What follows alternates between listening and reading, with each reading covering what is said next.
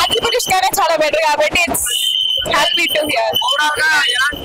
చాలా బాగుంది, చూడొచ్చు, వాచబుల్. మనోజ్ విలన్ సెట్ అయ్యారా దీంట్లో? అనుకోవచ్చు అనుకోవచ్చు. మోస్ట్లీ విలన్ గా సెట్ అయ్యారు బాగా, చాలా బాగుంటది. ఇంకా ఓవరాల్ గా మస్ట్ వాచ్. యా, సూపర్ ఉందండి, ఎక్సలెంట్ గా ఉంది. ఏంటంటే ప్రతి ఒక్కరు చూడదగ్గ సన్నివేశాలు అవి ఉన్నాయి. ఏంటంటే ప్రతి ఒక్కరు చూడట్లేదు, ఇప్పుడు వచ్చిన మూవీలో కూడా సన్నివేశాలు బాగుంటలేదు, ఫ్యామిలీతో రావట్లేదు. ఏంటంటే మూవీ చూడడానికి ఫ్యామిలీతో రావచ్చు. హనుమాన్ మూవీకి దీనికి ఎట్లా కంపేర్ చేస్తారు? ఏంటంటే హనుమాన్ మూవీ అనేది మనం ఇదివరకు చూసాం, ఆ మూవీ కంటే కొంచెం ఇది బెటర్ గా ఉందని అనుకోవచ్చు. మనోజ్ గారి క్యారెక్టర్ దీంట్లో హై లెవెల్ ఉందండి, ఎప్పుడు అనుకోలేదు ఎందుకంటే పవర్ఫుల్ పర్ఫార్మెన్స్ ఇస్తారని అనుకోలేదు. బాగా ఇచ్చారు ఆయన, విలన్ క్యారెక్టర్ లో మాత్రం జీవించారు. తండ్రిని మించిన తనయుడు అనిపించుకున్నారు మనోజ్ గారు. శ్రీయ గారు చాలా రోజుల తర్వాత యాక్ట్ చేశారు కదా.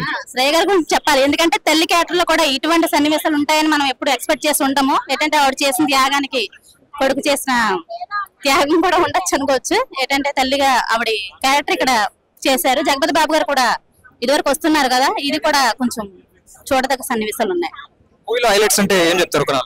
హైలైట్ ఏ ఉందండి, ప్రతి ఒక్క హైలైటే, ఒక సన్నివేశం కూడా హైలైటే కాబట్టి ఇంకా దానికోసం నా కామెంట్స్. రేటింగ్ ఎంత ఇస్తారు? ఇస్తాను 100.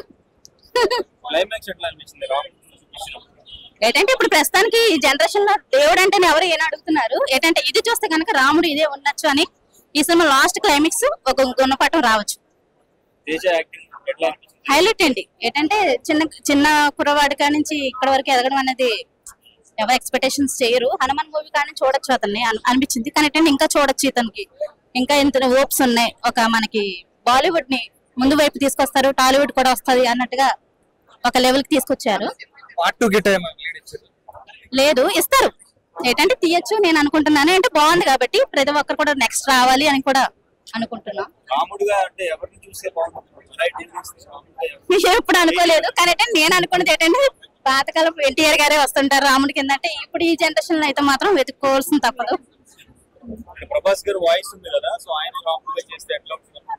ఏంటంటే చెయ్యాలి అని ప్రతి ఒక్కరు అనుకుంటారు. ఆల్రెడీ ప్రభాస్ గా చేశారు మన రాముడు మూవీ ఆల్రెడీ. ఏంటంటే ఇంకొకరి ఎక్స్పెక్టేషన్స్ అంటే ఇంకొకరిని చూడాలని మనం అనుకుంటాం కదా, అలాగే వరకు చూడొచ్చు అని నేను అనుకుంటున్నాను.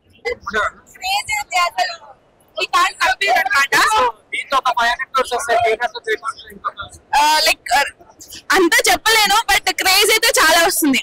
తన అన్ని కూడా మూవీ సెలెక్షన్స్ చాలా బాగున్నాయి.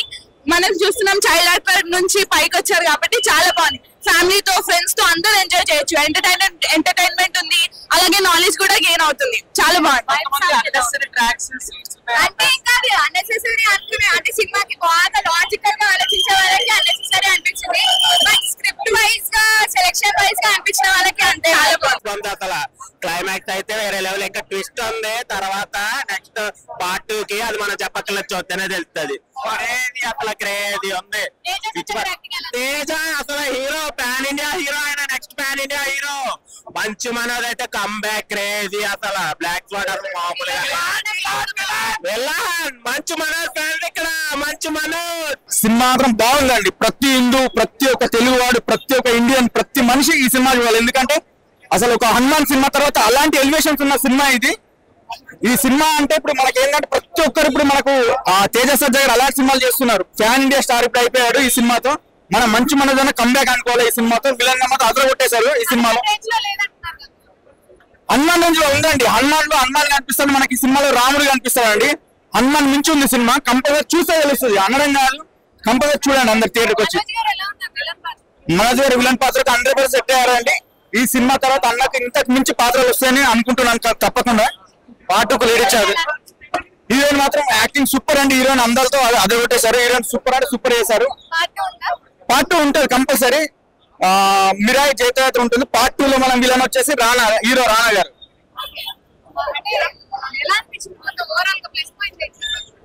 ఓవరాల్ గా బ్యాక్గ్రౌండ్ మ్యూజిక్, సాంగ్స్, యాక్టింగ్.